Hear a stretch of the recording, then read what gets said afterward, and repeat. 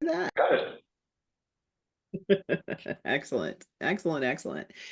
It's April 30th. Is anybody else as chagrined as I am that in fact we're at the end of the first month of the second quarter? Like, how did that happen?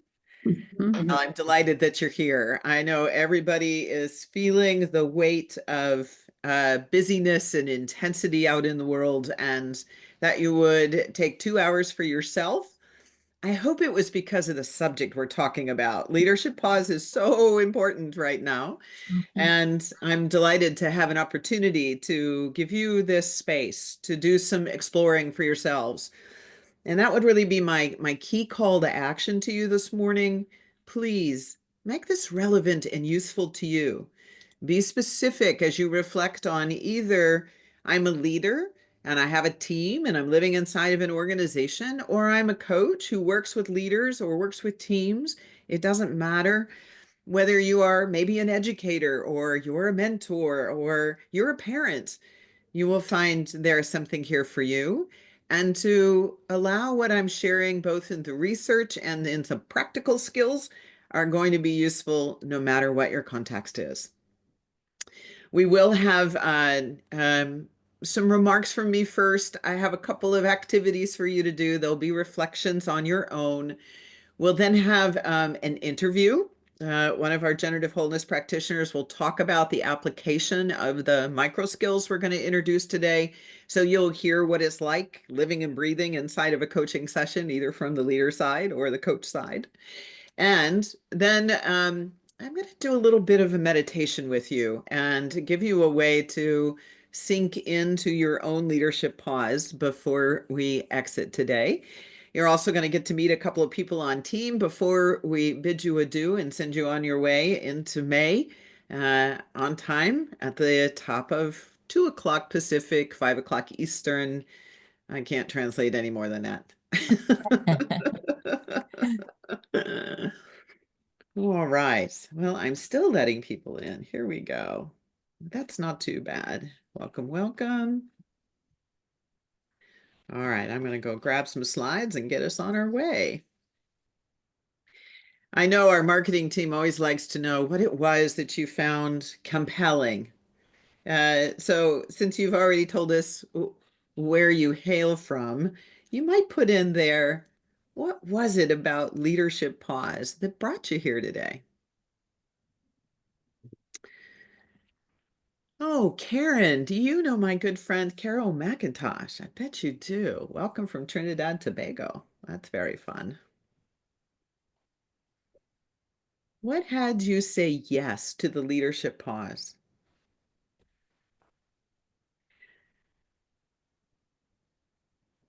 Oh, that's wonderful. I need to pause myself. Indeed, Frederica. And I find actually the more intense the environment becomes, the more difficult it is to say yes to pause. And it's exactly what we need. Ah, the space that pause offers.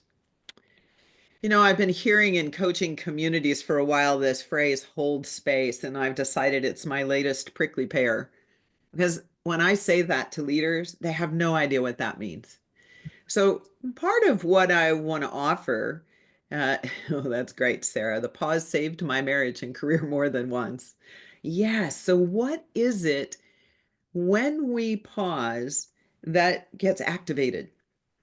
And I think this is inherently the reason why it becomes so difficult to do.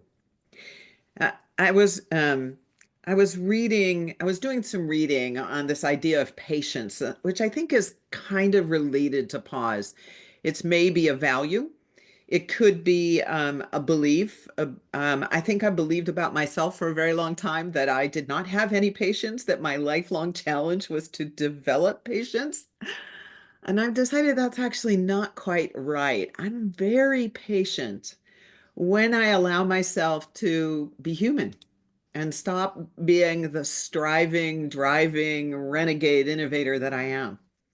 That patience is actually quite accessible for me when I'm in a cadence in myself that allows for some recharge time. That might be another way of describing the pause. And it does describe holding space for myself. Those words don't mean much to me. So You'll find me challenging some alternative language for you. Yes, a challenge and an opportunity, Christine, for sure. And yes, Melissa, what does it mean for us to get silent? I was with a client earlier this morning and we were doing some work around the many parts of his thought process, a very complex M&A activity going on for him.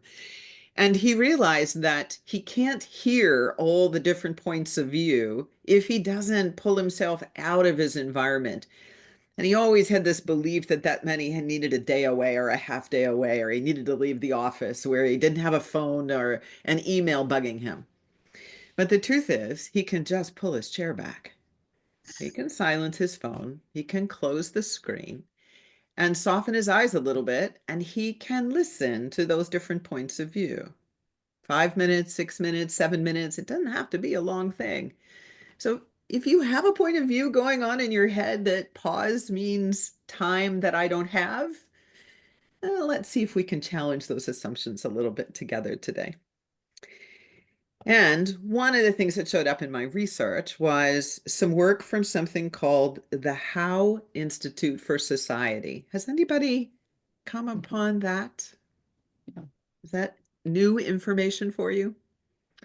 All right, I am going to see if I can figure out how to put something. It's not going to let me.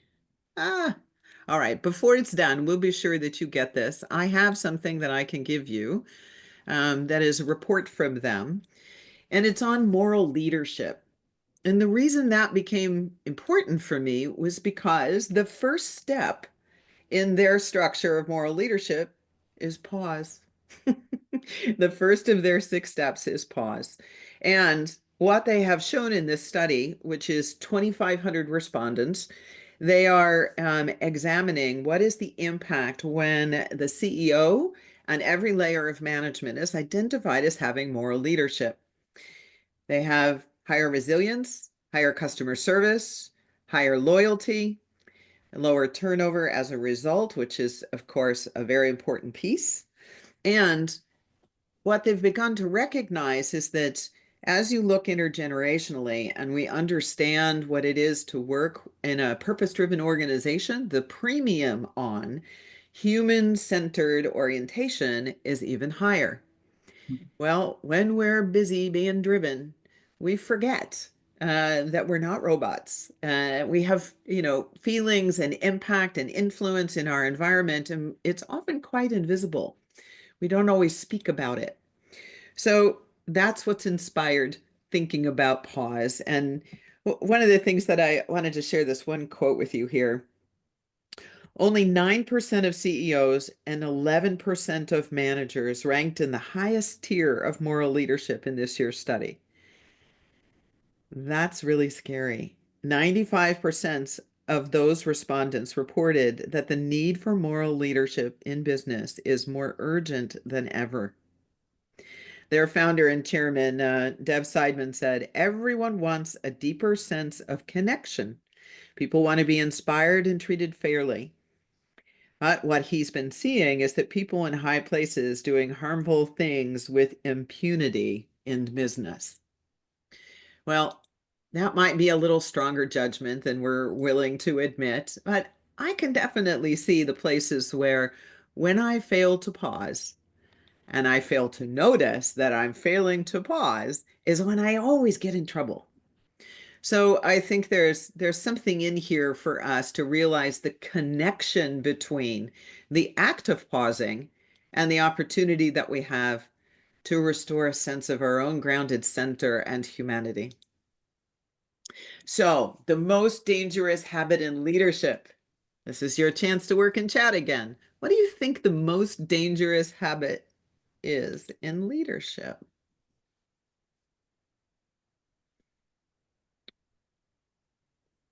You had to think about this one, didn't you? Oh, that's lovely, Brian. I agree. So where you feel your presence lives is in the pause.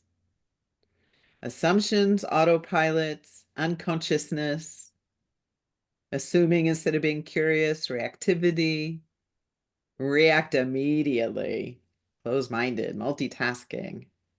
Yes, ready, fire, aim. Guilty as charged. I know that one. Keep moving without enough research. Yes, and there's a consequence, right? We end up getting very tunnel visioned. Well, the answer that I'm giving you here on the slide encompasses most of those, and here's what I would say: always acting.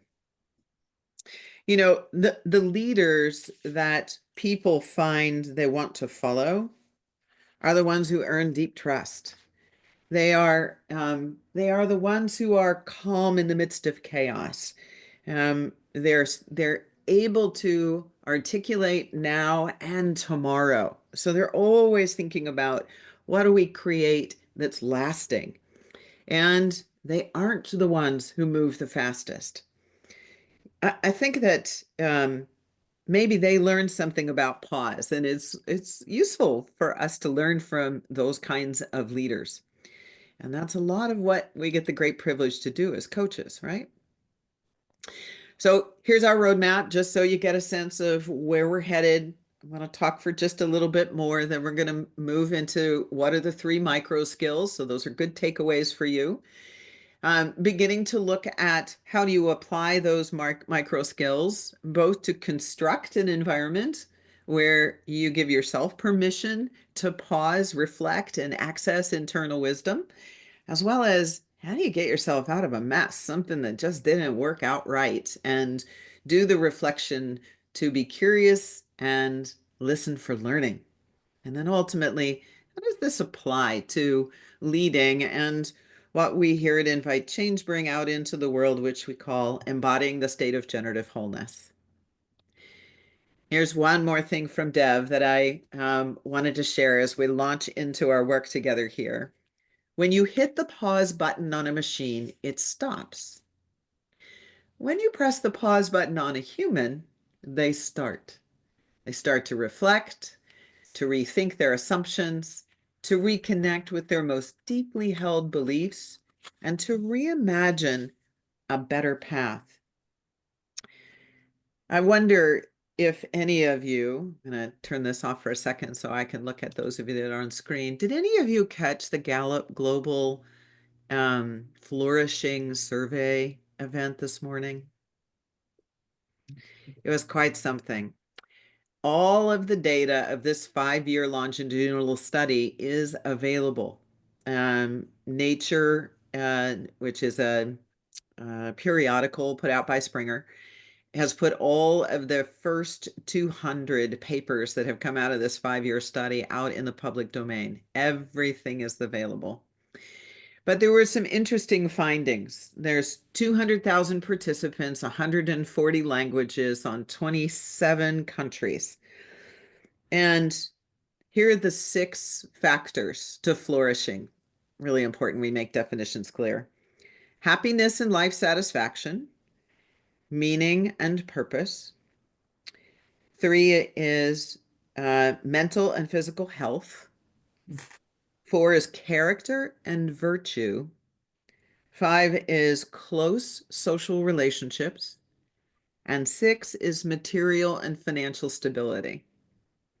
Now, if any of you have been studying happiness for a while, you know, I mean, at least the last decade, it's been reported that there is a tipping point where more material and financial security actually reduces one's sense of well-being and happiness. 10 years ago, the number was somewhere around 70 to 75,000 USD. And the number has stayed pretty steady. And in fact, this data is showing 2 interesting things. One, that the financial security in the mid-range, no matter what country we're looking at on the planet, is the first indicator of higher well-being. This might surprise you. The number 1 country in well-being scored 8.1. It was Indonesia. America's down in the middle of the pack, folks, 7.11. And the second very alarming piece of information is that younger generations are less happy now, urgently so less happy. In previous studies, it's been a U shape. Youth have been happy and aging has been happiest. But that's not what we're seeing. We're not seeing a you. Now we're seeing this line like this, like you're not happy until you're old. Well, that's a darn shame. Don't we want to be happy all the time? Come on. Well, what does it take? What does it take to actually generate that in our lives? Three themes came out. Inner cultivation. So those of you that are working in the coaching space, this is a really important part of developing your professional practice. It is also true for leaders. How do we come to know ourselves well? The inner cultivation of our own sense of well-being, center, groundedness. The second is relational.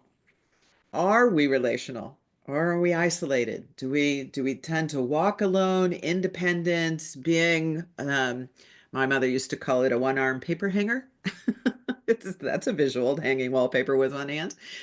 Anyway, relationships are absolutely essential. And then the third is engaged action. So even just taking those three things and looking at your own life right now, how are you at the percentage of time you spend in inner cultivation? What percentage of the time do you spend cultivating relationships? And are you acting out of reaction? Are you acting out of expectation? Or do you act out of intention? Because you've reflected and said, what most matters to me at the level of my value system and my principles is to give my life force in this way. All three of these are not possible without having time for pause. All right. Oh, thank you, Frederica. I'm glad, really glad to hear that. All right. I want to frame the problem a little bit for us. Here we go.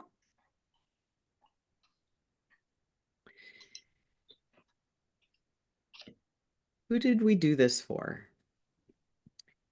So if you're a coach, think about the leaders that you're working with. If you're a leader, then this is for you. The ones who make fast decisions because you have to. You carry the weight of your team, your mission, and your outcomes. You crave space to think, but you don't know where to find it. You coach others to pause, but rarely do it yourself. Oh, yes. Many a team leader says that to me. And you lead well, yet you sense there's something deeper, a more authentic way to show up. These are often the presenting issues that we hear when somebody wants to engage with a coach. I hope that sounds familiar to you. If it does, then this moment, this time we're having together is for you. Here's how we see the problem. Urgency is not leadership. Even the Eisenhower method that ended up being in Covey's method, pay attention to the important, not the urgent. Uh, it really isn't about time. It is the human body is predisposed to look at how do we stay safe and survive. And that's the oldest part of the brain that does that, by the way. So perfectly normal. However, we have advanced a bit. It's not the only thing. We're really not meant to live in reaction mode. So those of you that have done your work around neuroscience, you understand the movement between the sympathetic system, where we're in reaction mode, and the nervous system gets overloaded and we get fatigued and there are all kinds of negative ripple effects. And then we learn, oh gosh, it's up to us to learn to regulate, to bring it back down into the parasympathetic system, where when we've re-regulated, our body is able to use our executive functioning. Think about that leader who is calm in the midst of chaos. The world rewards speed until it burns you out. And then oftentimes you're let go. So this becomes a self-fulfilling prophecy. I'm chasing effort and results in order to have financial security, but I get tunnel visioned and I miss the opportunity to recognize that if I keep going down this path, I'm actually going to have less and less and less and less success until I'm actually burnt out so much I can't produce anything. And I'm let go. So In that state of overdrive, we begin to confuse motion and progress, motion with progress, and noise with influence, and activity with impact, which is not true until one day the cost of all that speed just becomes too visible to ignore. Here's the untold truth. No matter how brilliant your strategy or the hours that you grind or how flawlessly you execute, if you're not rooted in your authentic self, in that presence that you bring from the essence of who you are, your leadership becomes noise. One more thing. This is the employee who's on the other side of Teams, close off the camera and rolls their eyes. I cannot believe we've got one more project getting put on our plate. People prefer to follow presence. People who are genuine and authentic and able to be transparent about what they're experiencing. We trust clarity and we crave calm. And you can't offer it. Coaches, you can't offer it if you're not pausing long enough to fit it in yourself first so that you are embodying in an authentic way the very thing you're encouraging leaders to do. This is why this work is for humans, no matter what professional role you might be in. I did want to give you just a little bit more data. I think this research is compelling for why we want to look at this. So this just came out. This is the 2025 Gallup report on engagement. That's a big number there, $438 billion lost in productivity due to this. And the big decline from 23 to 24 is in the middle manager. Some of you might have seen that we were writing about this last week. And that's a pretty big drop, 30 to 27. About being directionalists, right? The teams that are reporting to managers that are feeling the squeeze as organizations are contracting right now. I've had some people who have said, I haven't done a one-on-one with my team members now for almost 5 months. It doesn't work. That's that connection that gets compromised. In case you're not familiar with the Gallup data, not engaged is psychologically unattached to their work and company. They come to work every day without energy or passion for their work, contributing the minimum required to keep their job. Well, if we have 21 engaged, what's the number of not engaged? It's a big number. I think we want to do something about that. And that's on us as managers, as leaders, as folks involved with people. We have a responsibility to manage the shift. Great leaders, the ones who have mastered the art of pause, they are not reactive. They allow space in their thinking process and in their conversation to respond. They pause, they get skill, and then they lead. They don't rush decisions to feel in control. That's another one of those ironies, right? We think if we can just stay out ahead of things, we'll be in control and there won't be chaos. Well, I think life has another thing in mind. I think chaos is around us all the time. And if we think we're ever going to tame the tiger, Christine, that was for your benefit. I don't think we're ever going to tame the tiger. Then we're going to find ourselves burnt out. How do we coexist with the chaos and find our space to walk, creating the space so that the right answers can emerge? Now, right's a word I don't often use. I don't really live in my world in right and wrong thinking. I think when we get very dualistic in either or, we're just setting ourselves up for disappointment because someone will judge our either or our or. The truth is they're coexisting all the time. So what is the way in which I'm relating to this person, this project, this situation, this opportunity, this challenge? What will I bring to it that could create some better outcomes than what we are experiencing right now? So the right answer is the one that allows me to bring all of my authenticity and to give consideration to how others see the landscape. So pausing is not passive. It's deliberate, it's strategic, and it's highly potent. So I want you to do a personal reflection here. There are 4 points on the slide. These are all aspects of what gets produced in the moment of pausing. So the first is clarity. And I think what that means is that we get to see what's true beneath the noise. How many times have you been asked to call interference between two people on your team that are having a little bit of a tiff? And the noise can have us wanting to just get everybody to calm down. However, when we listen to the noise to see what's the truth underneath it, what's the evidence, what was happening in the system that caused this to emerge, they both have a right to the feeling that they have. We just don't want them to stay there. We need to get to the bottom of actually what caused it to erupt in the first place. The second is trust. And this is about giving people room to rise and shine. This means that we respect that everybody has something to contribute. We wouldn't have them on team otherwise. We wouldn't have hired them and invested in them and given them opportunities to contribute to the organization. When did we forget that? So part of pause is that we allow ourselves to give these people on our team room to rise and shine in our mind's eye and begin to remember what is excellent about them, their resource, capability, and creativity. The third is innovation. And in that pause moment, we begin to move beyond the obvious answers, the things we've always done, our best practices. Oh, don't get me started on best practice. I'll just say this. Why do I think somebody's best practice in a completely different industry is going to have any relevance to what my company is doing?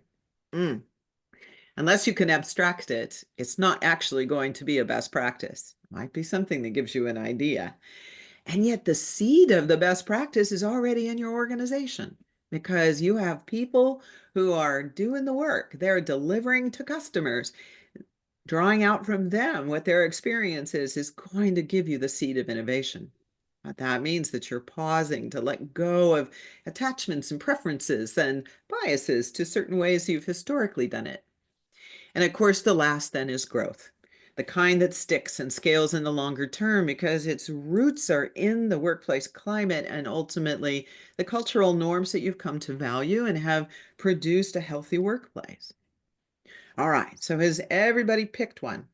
Why don't you go ahead and do that in chat? Let's see. How many ones, how many twos, how many threes, and how many fours do we have? One is clarity, two is trust, three is innovation, and four is growth. Pick the top one for you. And hold on to it because we're going to use it for this next activity. All right, two clarities, one innovation. There's a couple of trusts. There's a girl. Go, Chrissy. Chris.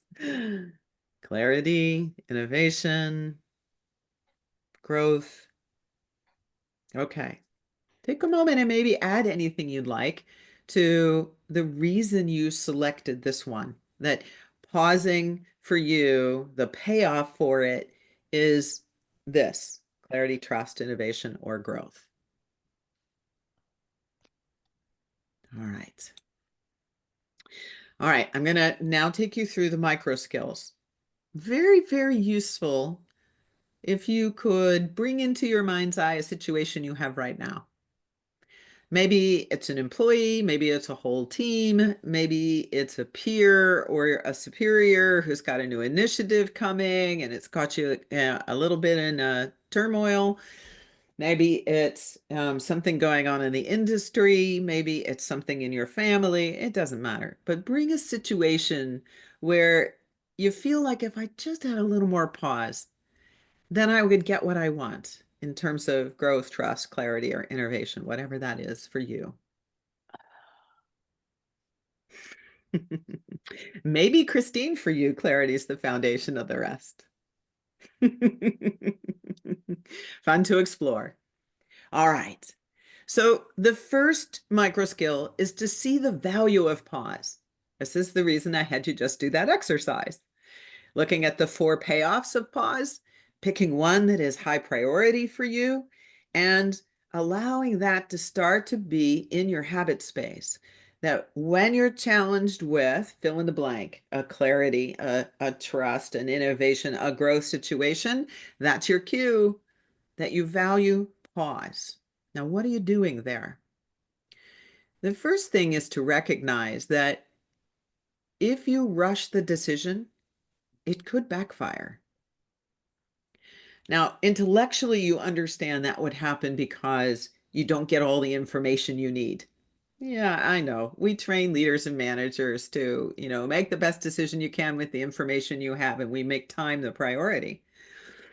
Only here's the problem with that. When it backfires and the cost we have of unwinding that decision and making a new decision and implementing the fix was never accounted for.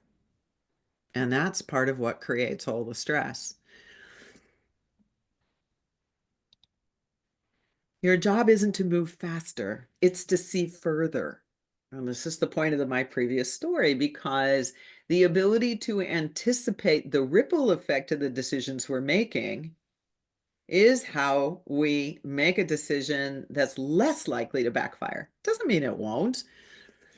We used to do this really cool thing when I was at Charles Schwab and Company, particularly when I was working in IT. I used to call it the worst nightmare meeting. And it was something we did 1 week before we launched a new product. Everybody got in the room, everybody that had been working on the initiative, and we had 3 hours to figure out all the ways in which the thing could fail. It was always a lot of fun, very funny, but very serious, because we would always find one or two things. You know what? We didn't double check that. We haven't looked at that user case study well enough. Maybe that communication wasn't clear. We found things that could help us anticipate and mitigate what the change impact was going to be on the user community. That's what this kind of pausing pays off with. We hit the pause button on our rollout schedule to give priority to thinking through, had we really considered everything that was important? And then the last, resist the pressure to solve fast so you can understand what's actually needed. I don't know if you guys read the book from Amy Edmondson called Extreme Teaming, but it's the story of how people from around the world who weren't even in Chile were instrumental in figuring out how to get those miners out of that collapsed mine. Well, if they had given in to the pressure of they only have so much oxygen to breathe, they would have made mistakes. They would have missed information essential. They needed to stay in their executive thinking function and to trust each other. That means they took time to pause, collaborate, set their agreements, lay out who was going to do what, figure out what their communication channels were. It's really putting all three of these together. You need to see the value of pause to invest in what it delivers to you. Okay. Have you got something written down on your example? I'm counting to 10. And here's micro skill 2. Sit in the tension. Let go of the need to fix it now. I'm very famous for saying in our organization, if nobody's died, it's all okay.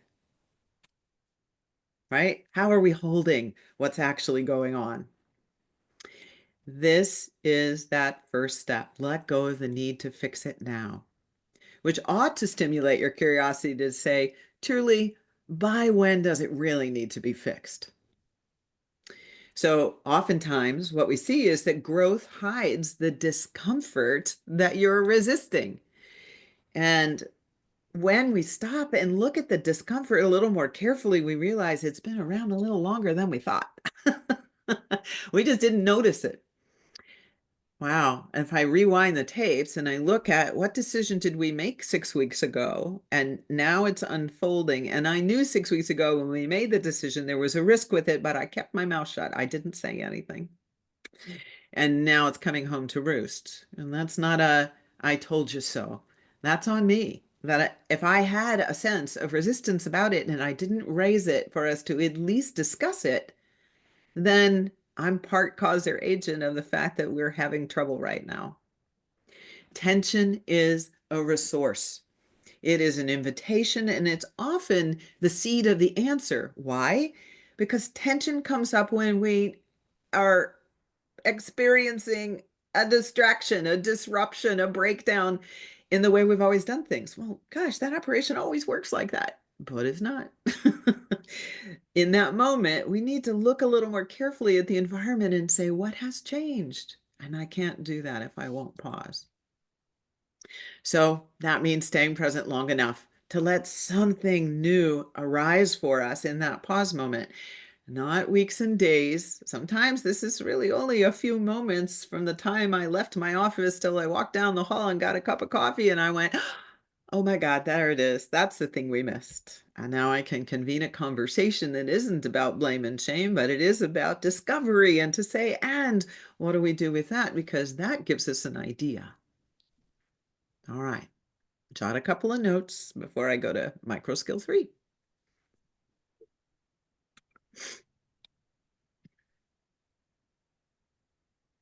Pull back for perspective.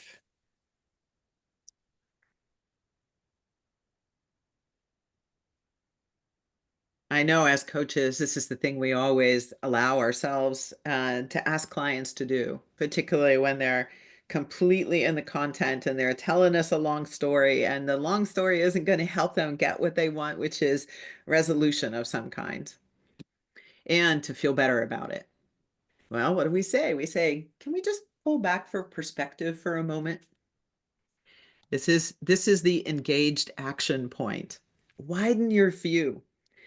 What you're looking for is the pattern. What things are patterns? Our values, which are always at the seat of decision making, even when it's unconscious there.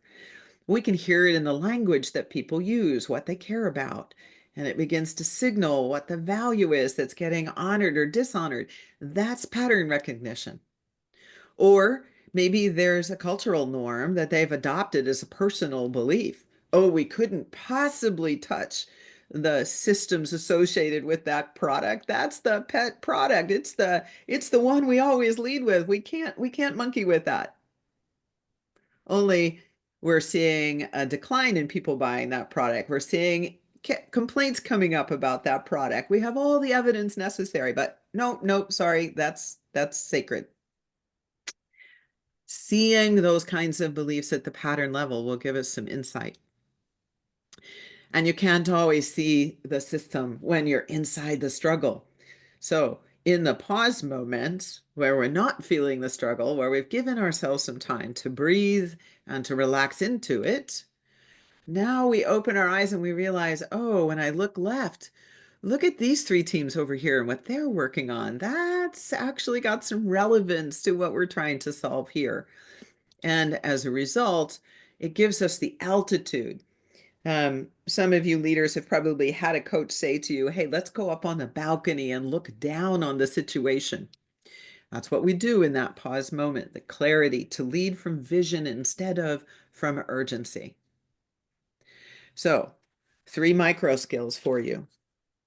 See the value of pause, one of the 4 that are the payoffs of pause, getting connected to it, making it relevant to your situation. Sit in the tension so that you can reflect and see more of the territory, and add in pulling back for perspective beyond the boundary of what you normally think about. Those 3 micro skills are how you begin to integrate pause into your day-to-day work.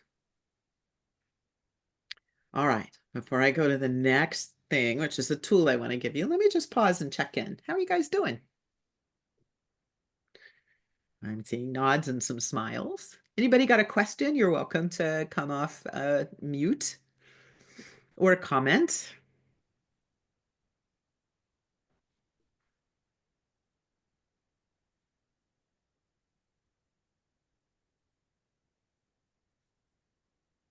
You're all waiting for each other, aren't you?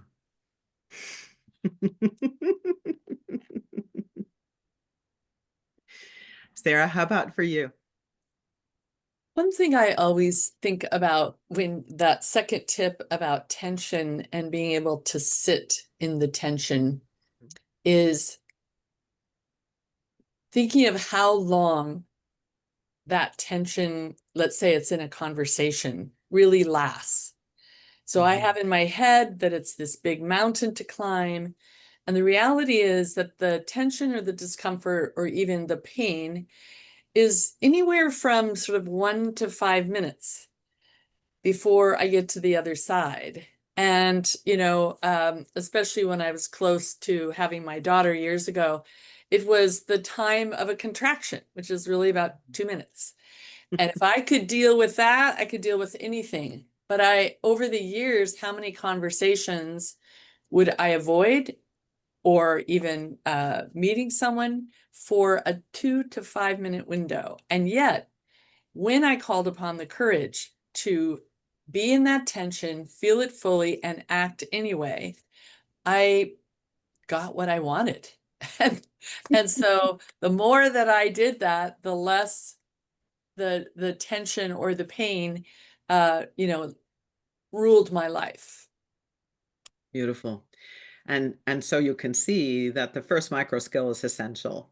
So it might be clarity, Christine, but I think it's seeing the value in the pause, regardless of which of the payoffs you're going after.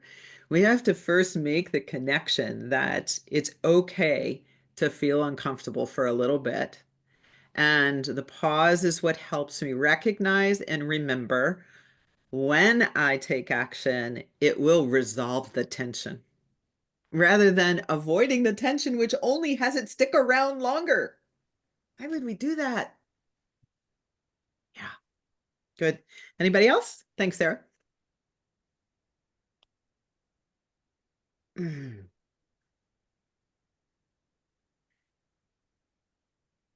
I wonder if anyone here has been saying to themselves, I know these three things. I know it's important to value pause. I know it's important to sit in tension. I know it's important to pull back for perspective. I'm not doing it. Anybody got that going on? Ah, thank you, Hideo, for your honesty. Yeah, that's what I'm trying to ask a question about that. So yeah, yeah, I understand those items are quite important, but yeah, how to uh, do and then practice is quite difficult for me right now. Yeah, So yeah. the practice, practice, practice, or how can we, activate that kind of things in my daily operation at uh, my organization. I hope you wrote that question down for yourself. How do I activate that in my daily operation? Because that's the key, right? And there's always a what question before you get to the how. Because somewhere in you, the current daily operation is getting priority. It's being seen as more valuable. It is recognized as a higher priority than what you cognitively understand might be different if you pulled back for a little perspective and sat with the tension longer.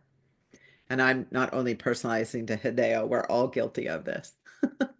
Right? Whatever environment we have found ourselves in, we've belonged in our environment and we're doing a good job and we love our people and we love the purpose of our organization. And then one day we go, I don't love it. Like this isn't working. This feels uncomfortable to me. And it could be a project or it could be your whole career. I don't know, anything in between. Until we reflect, and this is really the key, until we pause and reflect on what brought me to this experience. And I'm saying experience on purpose. We are absolutely the agency that produced the experience. We can say it was our boss who had a stupid timeline, or we could say it was our team member who decided to take a vacation in the middle of our biggest launch, or we could say it was a peer who decided to promise something different to the customer than what we're able to operationally deliver. Those are just circumstances. Where were we in the process of those circumstances occurring? If we haven't stopped to ask ourselves that question, we won't make a new decision.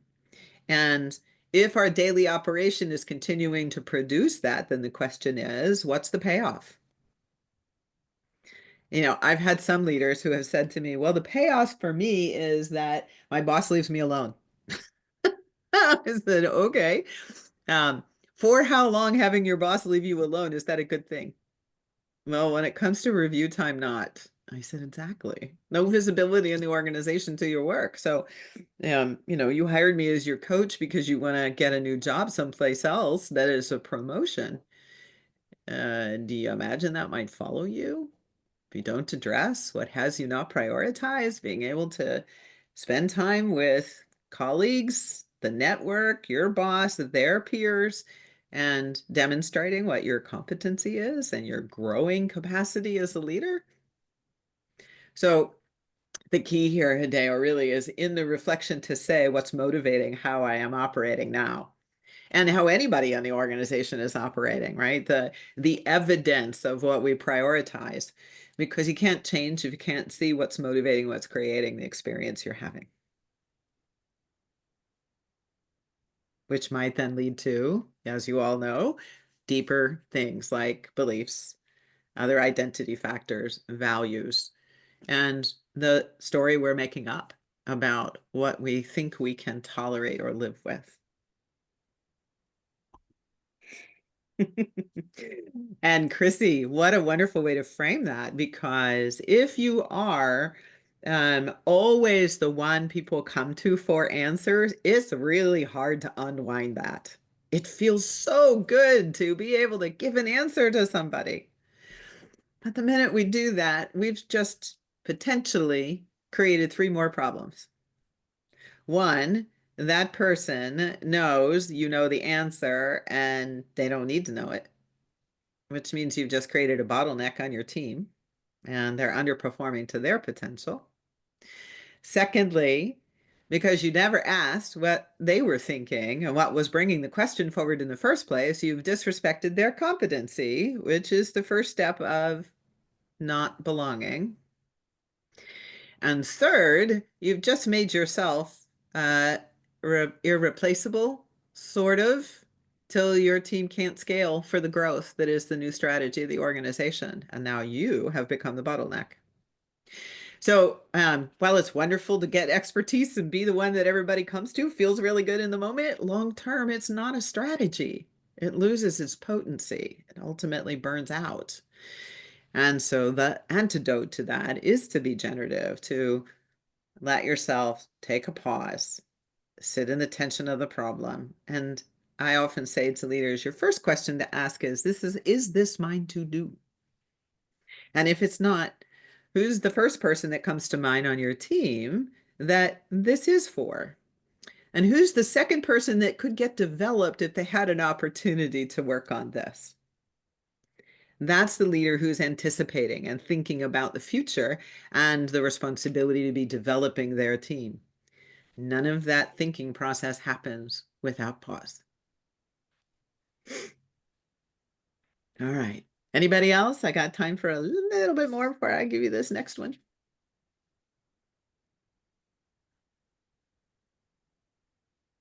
I can see they're all thinking, Steve. Those wheels are turning in there. All right, let's play with something. This is called the vehicle for generative change. And if I can find my button, I will show it to you. Here we go.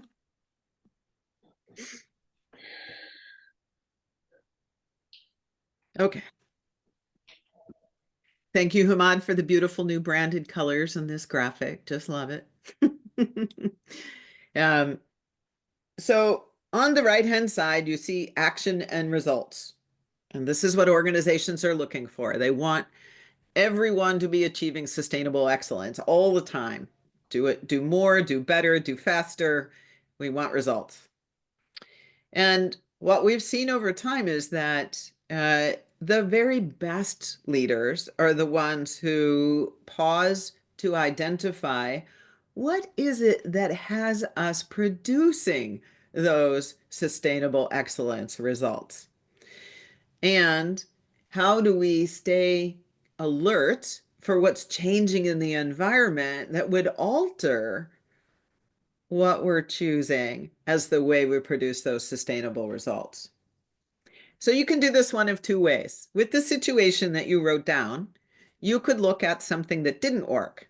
So you could start on the right-hand side where it says results, and you have, just jot a note or two down. This is the result that was unsatisfactory, or in some way it didn't meet your expectation.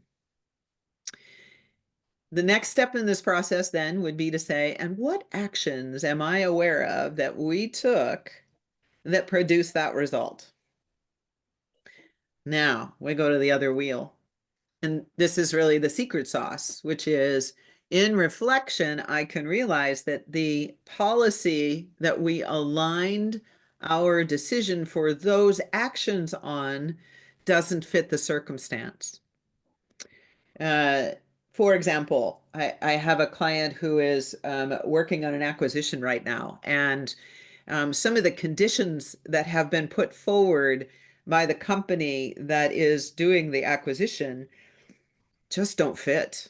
They're kind of a non-starter. They got through somehow on the letter of intent, but now they're, down to the wire, and how are they going to resolve this? And everybody is in chaos. So then the next step was that I asked him, I said, okay, so what is it in the strategy or in the board direction or something in the belief system, which might be cultural norms, that has that policy be so deeply rooted where there's no room to maneuver and actually puts this acquisition at risk, which is a huge financial impact for you? And the more that we walked through some examples, he started to see that there were two really core beliefs that he said, we haven't had any discussion about these things, but I can see how they are absolutely motivating the actions that we're taking. And the reason we didn't even see it in the letter of intent that this policy we have was going to be a deal breaker. All right, so now awareness has emerged. And our next set of questions was, which conversations with which people will help bring this to light so that you can start to consider what an alternative approach might be, assuming you still want to do the acquisition? And the answer was, yes, I do. Now we went the other direction. So with that awareness, he said, these two beliefs need to be transformed in this way. We need to believe this in order to behave like X. And ultimately, this policy is probably something we need to replace, but we're going to need board sign off on that. All right, well, what does that mean in your timeline? What do you need to negotiate? And now he's into planning actions in order to produce. We're going to get signed all around on this deal, but we're going to need an extension for 2 weeks. So we went from wringing his hands, chaos, I can't believe this is happening, everybody's mad at each other. And in the space of about 20 minutes, he had clarity about what was driving those actions that produced the result he didn't want. So I'm just going to give you about 5 minutes of quiet here, and I'll leave the display up for you so that you have an opportunity to think about your project. Either work from results backwards, or if you've got something brand new, what are you aware of about the opportunity? What would you have to believe for it to work? Where would you ground that in the system that you're living in? What actions might that inspire to produce what you want? It's a thinking frame. I'll give you about 5 minutes to work on that.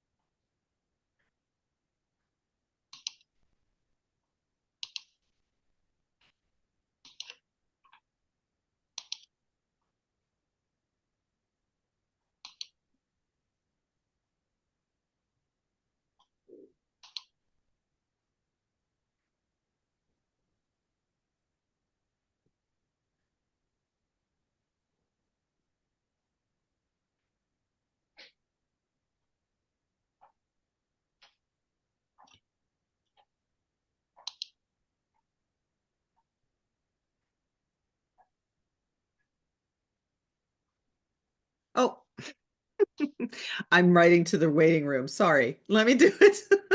Mhm. I'm writing away and you can't see it. Okay. Pause. Ah. So consider the situation you examined when we reviewed the benefits of pause. What result occurred?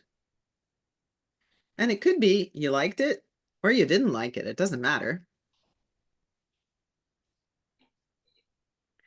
What actions produced that result? What was the basis of the choice for those actions? What then must the organization believe about this product, process, um, people? Doesn't matter what we're looking at. That holds that policy or basis for decision making in place. From that, what new awareness emerges that was not considered or maybe was dismissed when the actions were set in motion and didn't create or did the result you want? So that's the edit going backwards. You could do it the other way. You could start with, what's a new thing I'm doing? What do we believe about that thing? What's going to be the policy or basis of our decision? What actions would that inspire? What result would it create? That got it, Yuki? Just nod. That's fine. Good.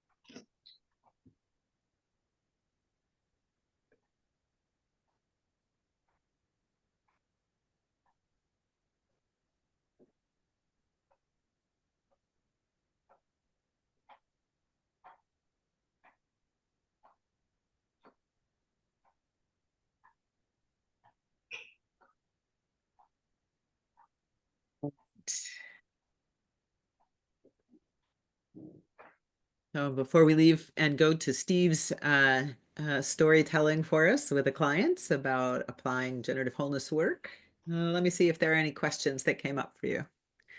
This is a practice. You can use it anywhere, anytime, with anybody. I'm very happy to have you pay it forward. And practicing with yourself with decisions you're making is a good way to get it in your bones. So what came up for you? Anyone, one or two people to share?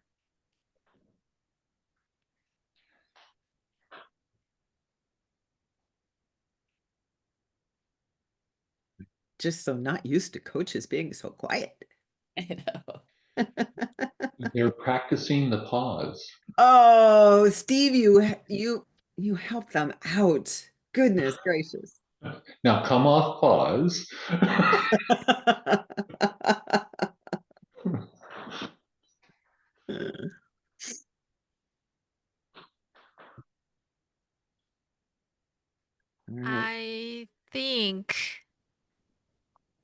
first small pause to start. So Hideo is my supervisor. So then I remember that we were talking something. Both are aware of those coaching conversations. So then he started to close the eyes, which is his thinking moment. That is a cue. Okay, I'm gonna pace, same pace. I'm gonna pause as well. So if you have those successful posing experience, both of us to subconsciously agreed upon. For me, was very lucky to have those pause moments. So this is the same thing as like a sports. So if you practice better, then you getting better. So if you that concept, then find some first pose, intentional pose experience might be helpful, I guess. Yeah, that's good. So you had an opportunity to pull the memory forward. Yes. Oh, so now you build value for the Yes. pause. And then you did something else, which is you started to read the clues.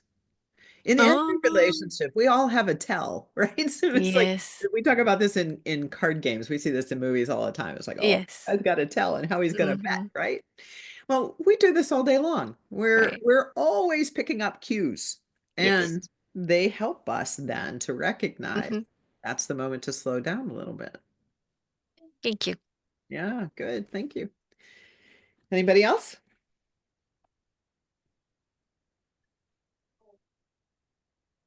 Ah, great, Barbara. That's wonderful. Oh my gosh. And particularly now, there are a lot, any of you that are working in the career coaching space, people are feeling really desperate. Particularly if you're in a city somewhere in the United States where you've had a lot of people let go. And folks are feeling a little bit desperate about finding employment, and understandably so. That's not the place they want to show up from. So, creating the environment where they can exhale and check inside to see what is really wanted now. And sometimes what's wanted is a break to recover and work through whatever the impact of something that's happened that feels so out of control, out of their control, out of their influence, and restore a certain center, and then put themselves back in the seat and say, all right, what are the things that are important to me? Awareness. What must I believe in order to prepare myself to be in a different kind of role, and so on, and move their way forward. Yeah, great. All right, Mr. Thorson. Yes, Mrs. Harvey. So Steve Thorson is a generative wholeness practitioner for inviteCHANGE. He also is a PCC coach. He is a certified mentor coach. He's an accredited coaching supervisor, and he also happens to be our chief operating officer. But his first love really is being a coach. But that wasn't your first love. Before you knew coaching, what were you doing? Take me in the Wayback Machine. And what was my first love? My first love was sports, and in particular basketball. And Yeah. what do you know from basketball about leadership pause?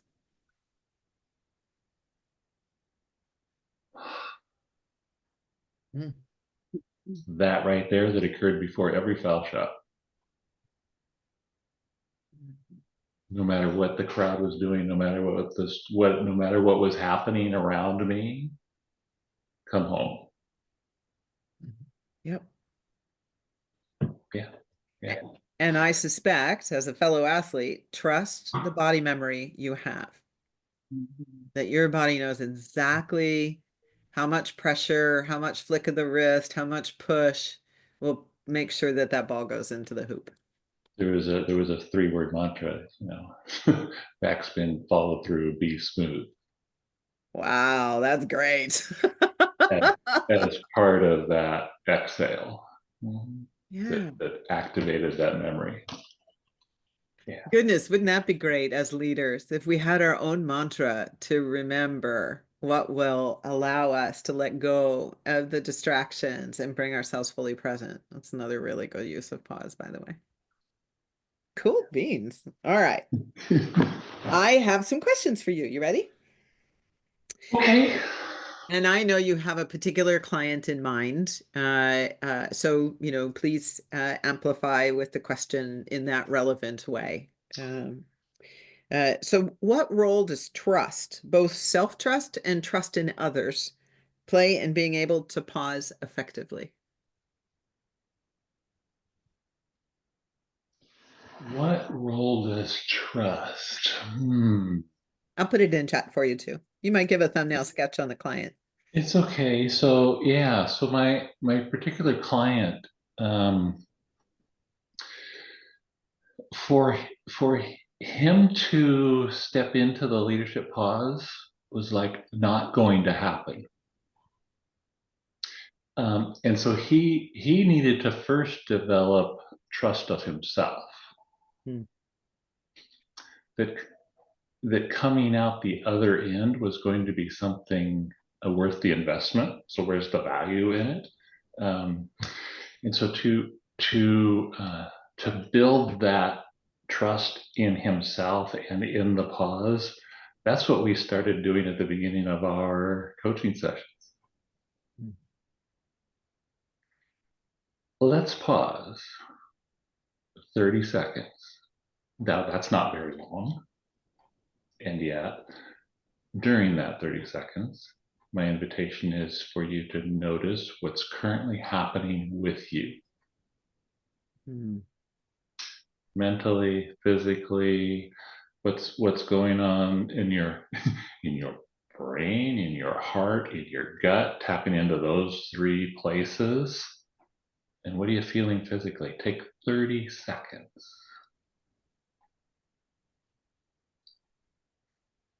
And then we did the bring forth your development plan. And consider that as you continue to pause. That was another 30 seconds. So we've spent an entire minute, right? That's forever. Not really. It's a minute. And another 30 seconds considering today's session. And now that you've noticed yourself and you related that to the plan, what's up for us for today? That whole process created client trust in the pause. That's brilliant. Why aren't we teaching that in the classes? Michelle Coven picked that up too. That's a tremendous, like many of you have probably been doing breathing, but that's a beautiful focusing way to enter into a session. Really nice, Steve. Thank you. And that just emerged like things do, having paused myself.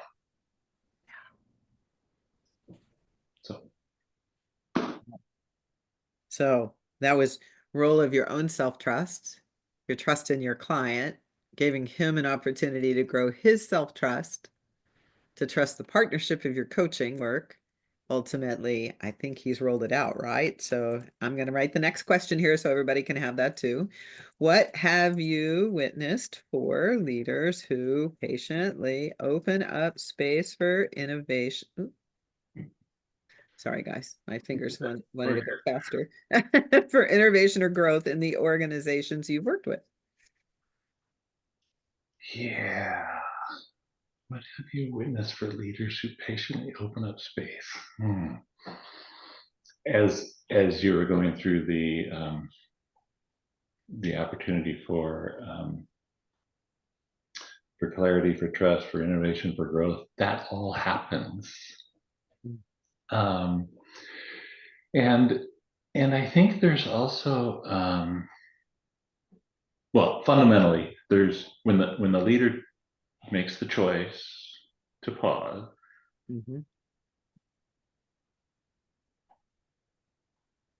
intentionally is curious. This isn't an accident. This is, I'm going to be curious now. Okay, because I noticed this tension in the place that we're at. I notice this tension, and I'm going to use that tension as the stimulus for curiosity. And what's the question that I want to ask now?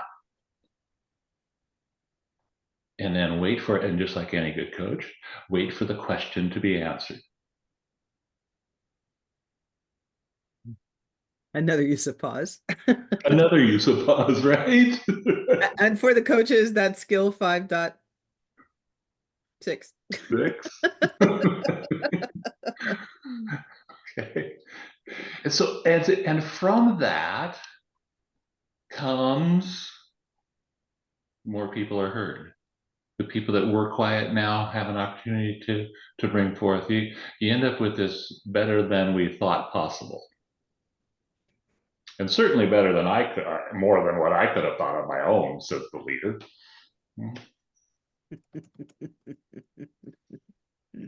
And those stats on engagement, that's the antidote to that. Right. Notice, says the leader, your internal tension. Notice it, pause, choose to be curious.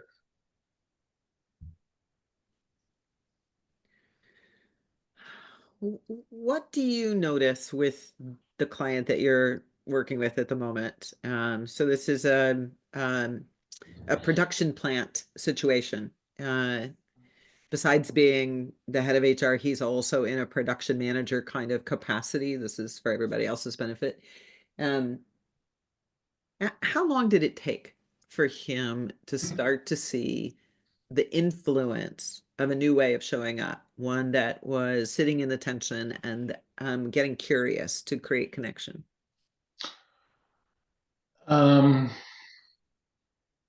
For him to notice the difference was almost immediate once he started to do it.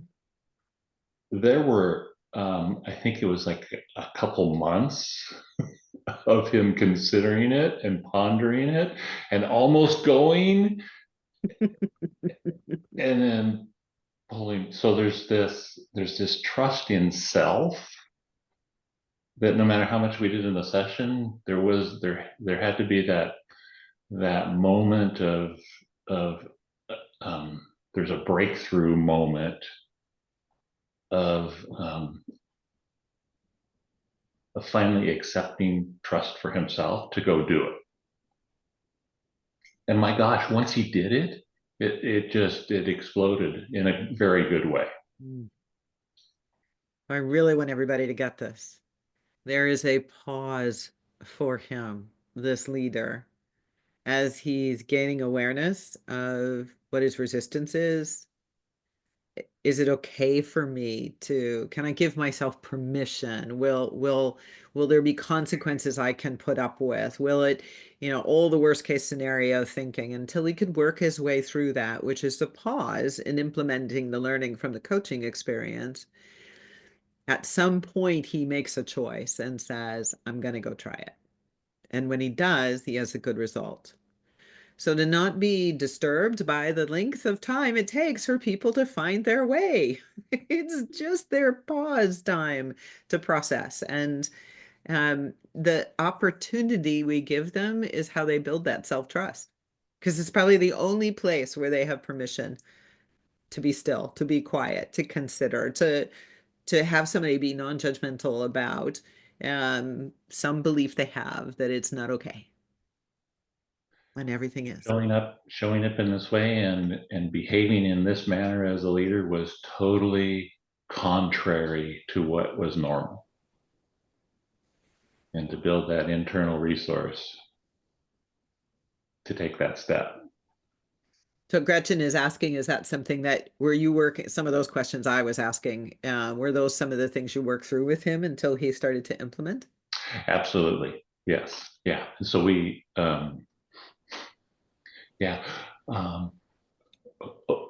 played multiple visionaries. So imagine you've done it. Act as if, right? To put him in a liminal space. Now what's happening? Yeah. Good. So that he could get a sense of the value in the result. And each and every one of those was not was never ever I would say a negative from my perspective. It always ended up, his imagination was that this was going to be good. And yet there's um, a lifetime of culture for him himself, not only with the organization, Right. that was being asked to go counter to. Yeah. Mhm. Yeah, that's a really important piece you're bringing in there. You know, the West has this insatiable demand for speed. And not all cultures do. And in some cultures, if there is not connection time, then there's no business to be done, just as an example. So pause is the opportunity to notice some of those differences and to lean into them, right?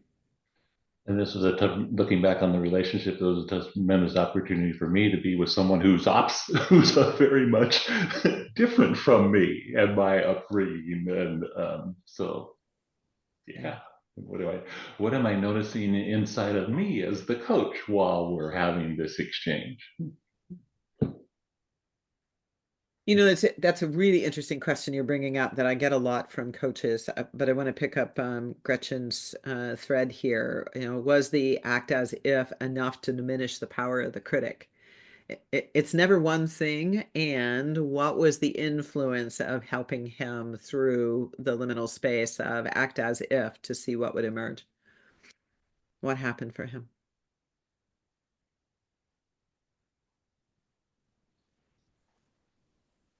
Um,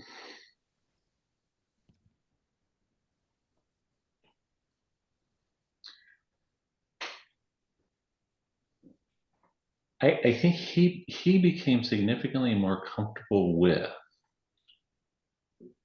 and looking forward to the outcome that he had imagined. Hmm. Hmm. Well, that sounds to me like it wasn't so much doubt as uh, he wasn't doubting the outcome. You said it was positive for him. He could imagine it being positive. What was really in his way?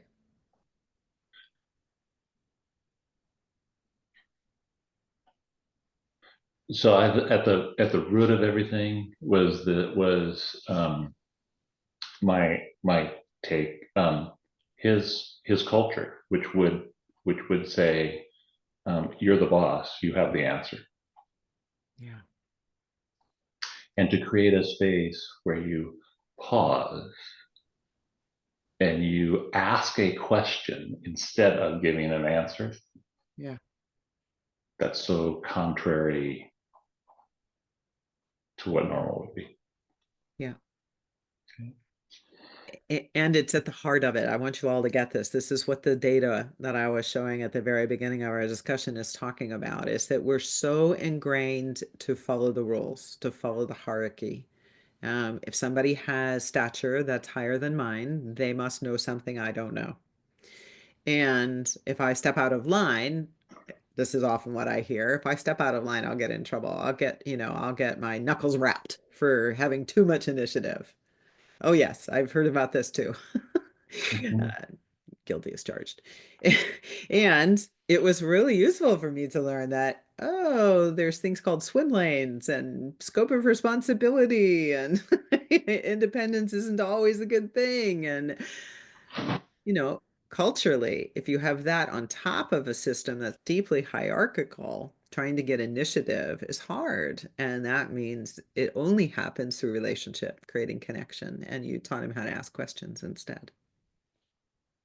Yeah, that's beautiful, Steve. Um, I have thoughts here about you gave us the one ritual at the beginning. I'm wondering what you did to help him really integrate into his worldview, 8.1 for the coaches, integrate into his worldview this priority to pause and be curious so that he could be learning from his team and build relationship through that. Like a ritual or a reset, or when he felt like he was dropping back into old habits. What did you do to help him have something to bring himself back? Well, the one that comes first is one that I use myself, which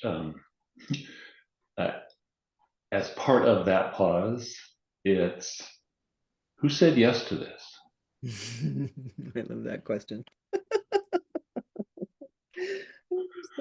As I begin to go, oh, there's too much, and oh, they don't want it, and they can't, and they won't, and they want, and woe is me, go into that. Wait a minute. Who said that? I said yes, and that worked for him as well. That there's some sovereignty in that, there's some ownership in that, there's some, I asked for this, I said yes to this. Takes that whole thing off the shoulders, and it did for him too. Yeah. So that was, and then the other piece is I asked him to consider what's the inspired experience you're wanting to have in your role. The power of intention.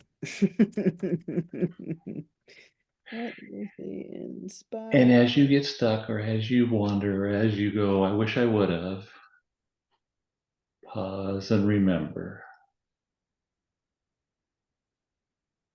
Well, what is the experience you're desiring to have?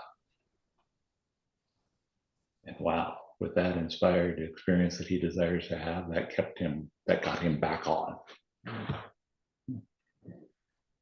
I think sometimes we underestimate how deeply rooted 10, 20, 30, 40 years of experience this gentleman has been in role for a very long time. Unwinding that can happen instantly in a thought.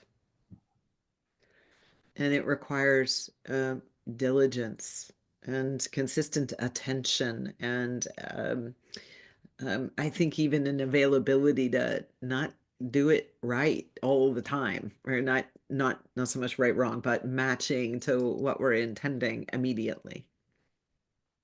Can we be patient and have a bit of a pause to allow the process to unfold? Well, and you brought up my life as an athlete. Yeah, that's right. I'm not an athlete anymore.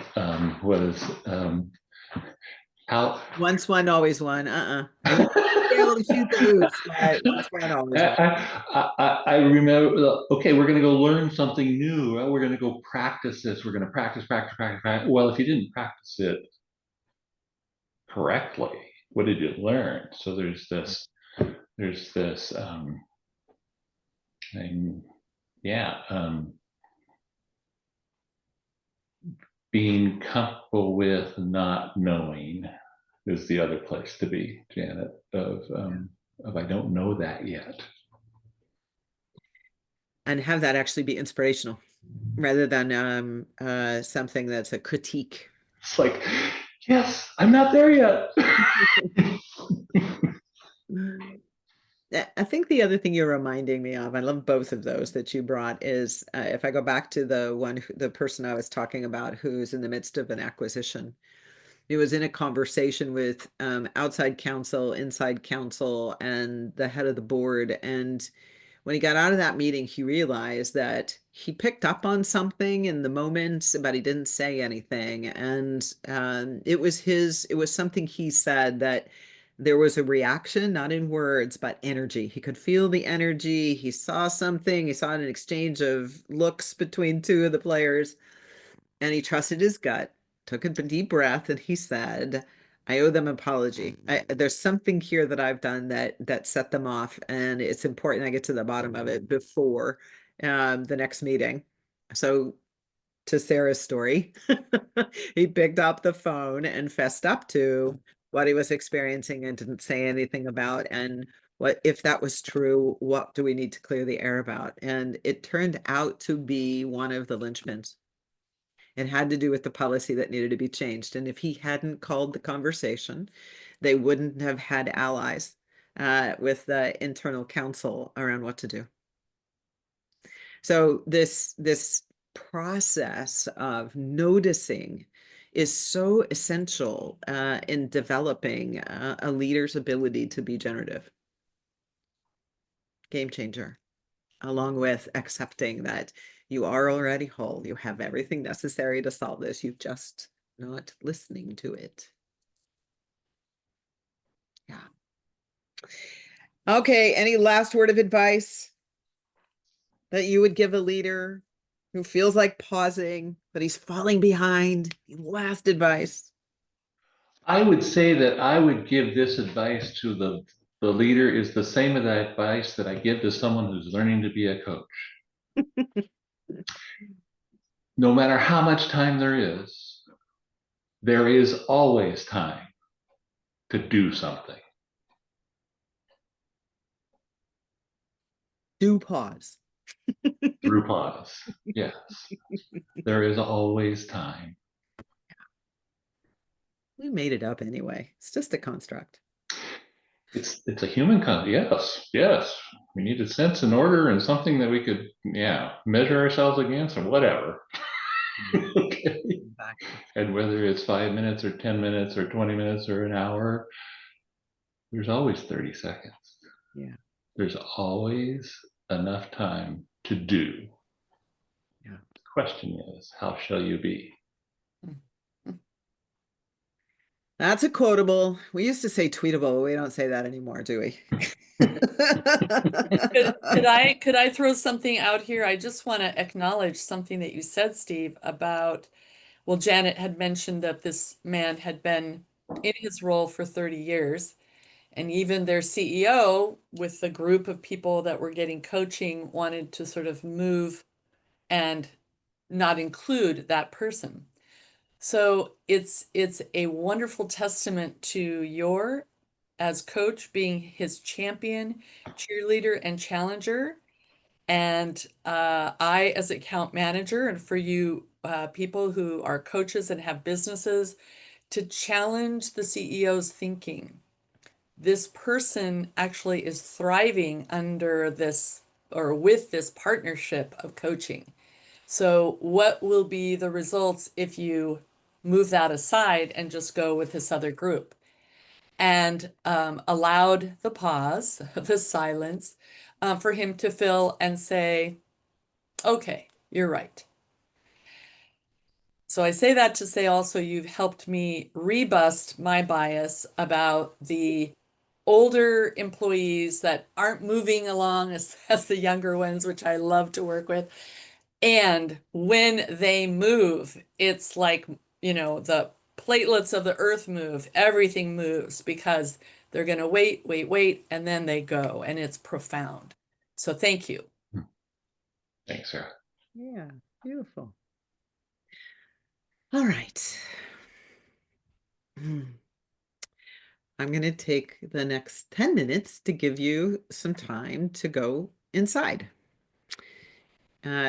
So just a quick trip back down memory lane. We started talking about the problem, all the things that are the reason why we want to pause. Gave you some research data to support it. So that we'll call that brain candy. Then we spent a little time looking at what's the payoff? What would be the upside of challenging my habit to go, and not incorporating pause yet? And I asked you to put that together with some situation that you're currently experiencing. And we looked at the micro skills, an opportunity for you to say, oh, I could have done this, I could have done that. And then we did the vehicle for generative change as a thinking frame to say, all right, what else is going on here that in this moment of pause, using this thinking frame, I start to see? Or it's a new opportunity. Oh, this is another way for me to think about how I might frame that opportunity. Doesn't matter. Either one works. What we're going to do in this 10 minutes is to begin to look at who do you talk to internally? Now, I don't mean your Sybil. I'm not saying that.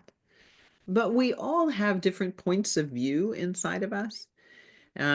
This comes out of family constellations work, and then constellations work applied to organizations. Some of you might be familiar with parts work or voice dialogue or internal family systems. We recognize that we have a way in which we check in with ourselves, and they have different points of view. I have the part of me that's an athlete that says, well, if you are just consistent enough, you are going to achieve what you want. And then they have the part of me that says, oh, come on, do I really have to be in that discipline my entire life? That's the one who wants to go out and pull weeds in the garden instead of going to the gym. And then there's the one of me that loves doing research, reading and digesting, and I let my alchemist out, and I start to think about, oh, we could do this really cool thing in this class. And I did this over the weekend. I built a whole new survey, which was really fun. But those are all three very different perspectives inside of me. And there's the leader self, there's the coach self, there's the one who loves to go dancing, the one who loves to be in the kitchen. I have many selves inside of me. I call that your inner council. So I want to give you an opportunity. I'm going to do a very brief guided meditation and then leave it quiet for 5 minutes and then give you another 5 minutes to write. This purpose is to anchor what we've been talking about today. So using the 3 micro skills, using the vehicle for generative change, and ask inside, what is it in this time that I have to pause here that is valuable and useful and important for me to claim and declare, so that as I leave this session today, I have a sense of what else I could contribute to whatever that initiative is that you organized. Everybody got it? Okay. All right. Why don't you go off camera? Go away. Let this be your time. And let yourself get comfortable.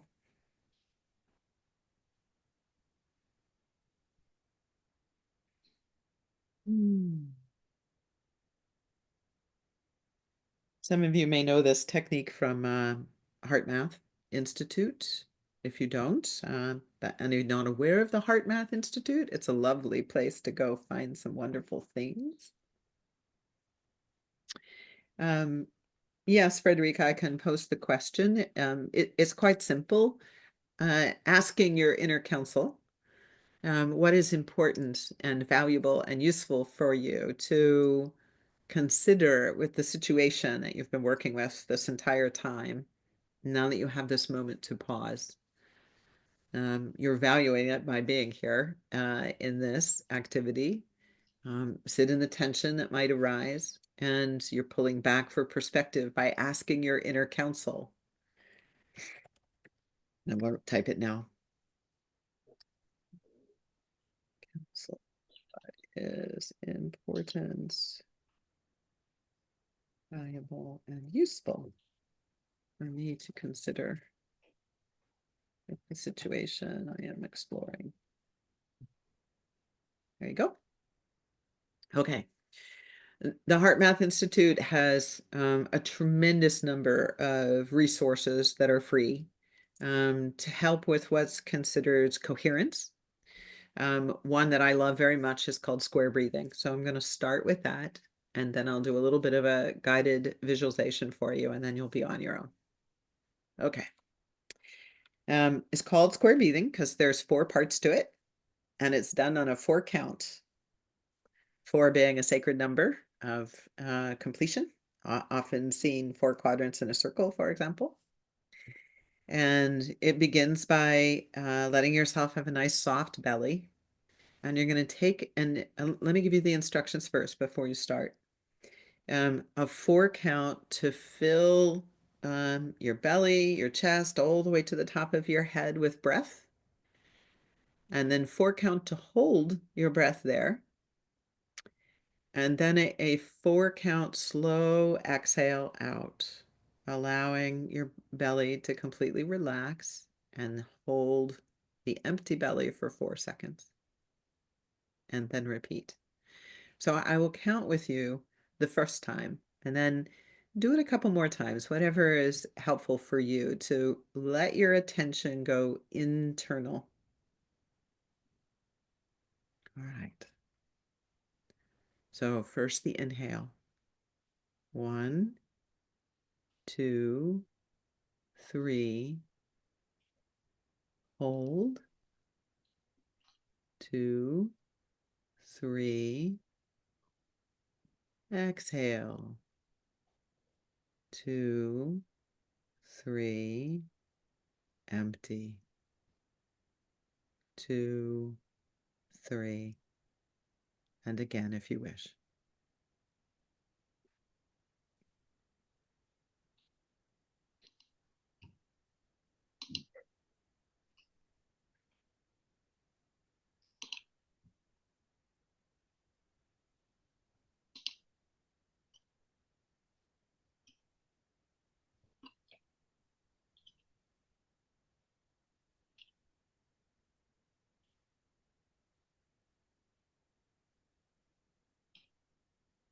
And bringing your attention inward, with the breath having relaxed your body. If there's any place of tension left, put your focus there. You need to turn your ankles or your wrists, settle your seat in the chair.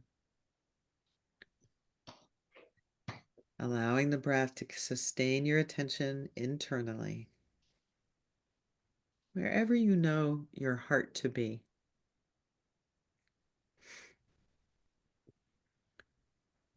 Every human being has an inner counsel.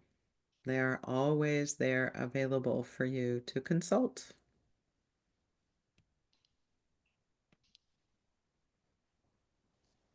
When you come with a genuine question. And so now imagine that you are, with your breath, creating a wonderful bubble around you. You could even just lift your arms up over your head, and you'll know the boundaries of that bubble. It goes above your head, out to the side, underneath.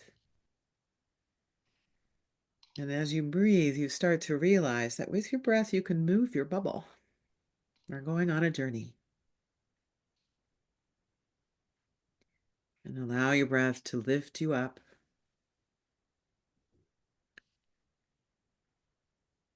And ask to see where your inner counsel is sitting in circle. This may take a moment or two. Just keep allowing the breath to move your bubble. Some of you may find your counsel right where you are. Others may journey to something that looks like a forest glen. Someone else, a meadow. Maybe you're in outer space. Wherever you are, let that be.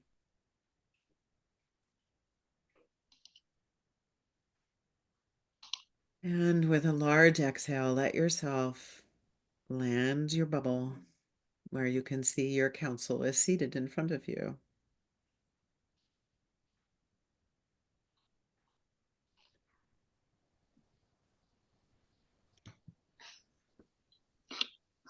And ask your question.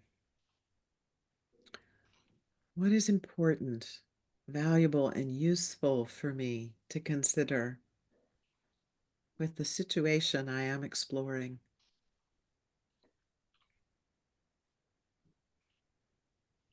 And then relax into the quiet and let them each answer.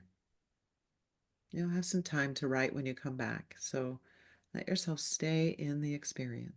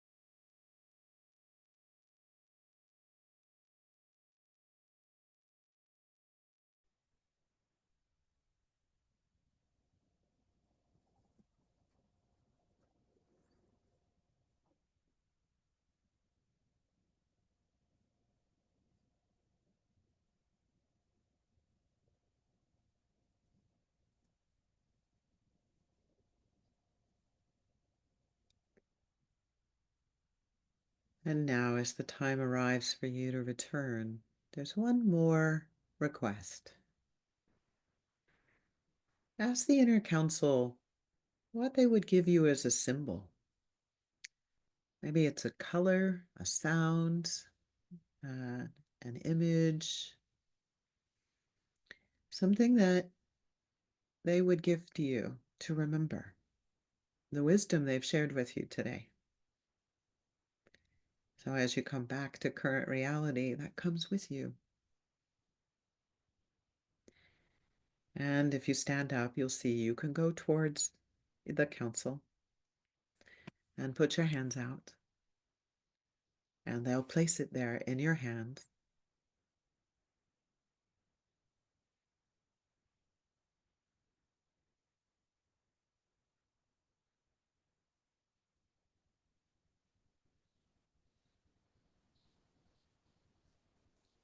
And then look each member in the eye and say thank you.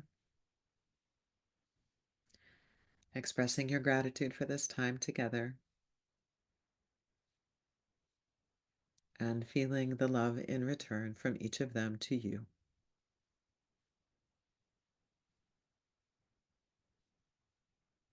And as you go back to where you were sitting, once again inside your bubble,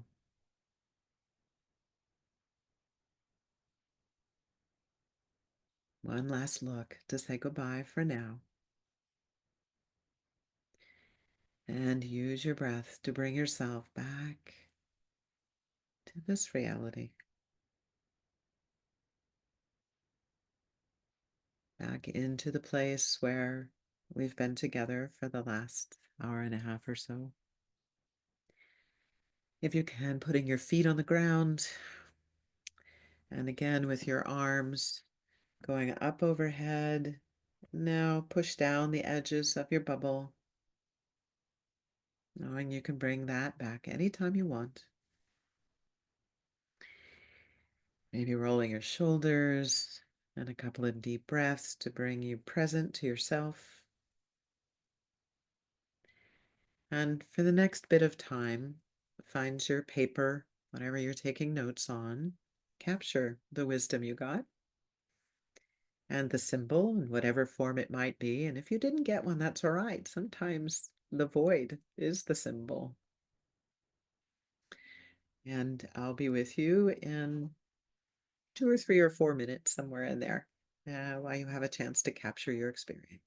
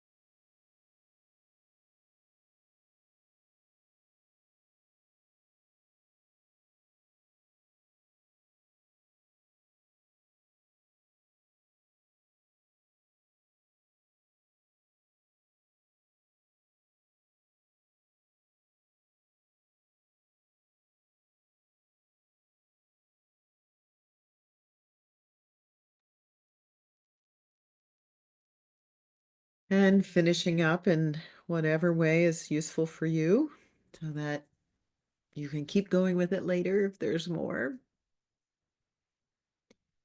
And bring this step of it to close.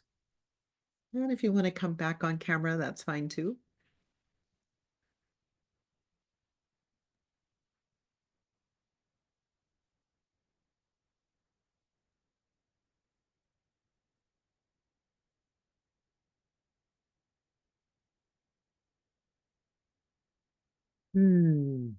Yes, everybody's energy is a little different.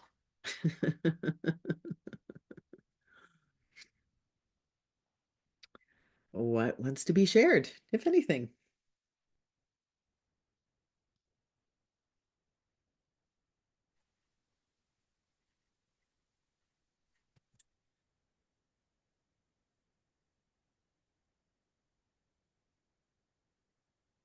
Gretchen, were you looking to say something? Yeah, I can't figure out how to raise my hand. Oh, It's well. okay. I saw you.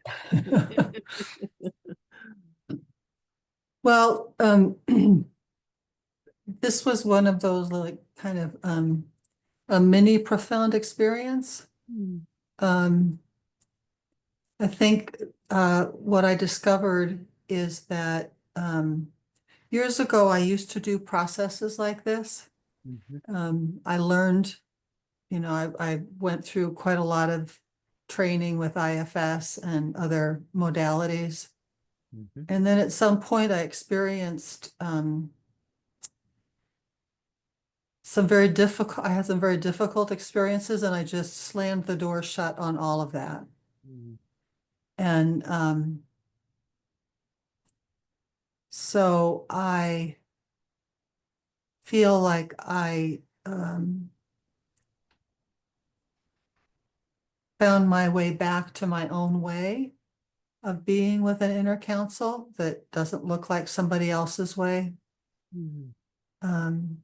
And realizing I've got a client who I've worked with for quite some time, and oh my God, she is a chatty Cathy. She just talks. None of us have anybody like that. Yeah. And I've been, working, knowing that there's a piece of me in it, but I think that this helped me to see that probably I got another piece of what's mine that's showing up in my coaching with her that gives me another possibility or other possibilities of how I can be a better coach in working with her. And then I'll say one more thing, which is that it's possible that this lesson of reclaiming being in this way, I've been through a year of accidents and falling and injuries and whatnot, which has made me have to just sit or lie down quite a lot where you can't do stuff. So I've been doing a lot of being with the experiences embedded in all that. And knowing that, there are accidents and there are no accidents, both at the same time. So this little practice helped me get more clarity about what's for me in all of that. So thank you. Yeah, you're very welcome, and thanks for sharing your experience. We didn't talk much about it this time, but you really just demonstrated sovereignty, that you have self-ruling, which is the meaning of that word. And you're choosing now on your terms, in your way, in your rhythm, and listening. Yeah. Takes a bit to let go of the anger and hurt and betrayal and all of that gets in the way of sort of saying, yeah, to all that, but now what? I don't want to keep carrying that around. Now what? So thank you. You're very welcome. I'm so glad you joined us today. Go ahead, Carol. It was helpful for me to do the visualization because sometimes you're so busy. And even though I know, yes, you can visualize, it is a practice that allows me to also quiet all the different voices in my head and all the different things I have to do and all the different, projects and so on. And it allowed me to I feel calmer after doing it. And it also helped me to realize that in the midst of the pause, I'm one of those people who I like to pause, but I also have a sort of relationship with pause and spontaneity where I'll say, okay, I veered off the path, but oh, I found something that justifies, just being distracted and being all over the place. But just stopping for a minute or two and really committing to the act of, I like the bubble. The bubble is wherever the perimeter of where the hand, the circumference of where the hands go. And the more you commit to it, the more you start to feel where your inner wisdom is coming from. So that was helpful for me. And I also want to acknowledge I have some leaders. I'm based in Trinidad, for those who don't know me, who also took 2 hours. This, I know a 2-hour pause was a lot. So kudos to you for taking that 2-hour pause this afternoon and joining us. Look what just came on screen. Hi, Ruth. And Carol is there and Giselle is there. I know Karen had to leave, but yeah. So committing to being quiet, breathing, imagining a bubble, it does something psychologically and physiologically for you. Yeah. Yes. Thank you all. Thank you all for giving yourselves permission to, yes, Lori, be in the question of what is enough and answer it for ourselves. Nobody else can do that. That's another value of the pause. It's really hearing what is it that at our deepest soul level we want? And to what degree are we choosing that? And if not, there's another choice to be made. As one of our good colleagues always says, you always have the power of choice. Right? Darn it. Why can't I remember it when I most need it? All right. Well, if Viktor Frankl can tell us that, then we can certainly try to work with it ourselves. Absolutely. That's Yeah. exactly right. And, even in bringing Viktor forward, I think this is true. We can become a little Pollyannish about choice and forget that no matter what our conditions are, the human body has a choice to breathe or not. And the next thing we have as a human, among all the species on this planet, is the capacity for empathy. And to connect into that sense of breathing with the earth.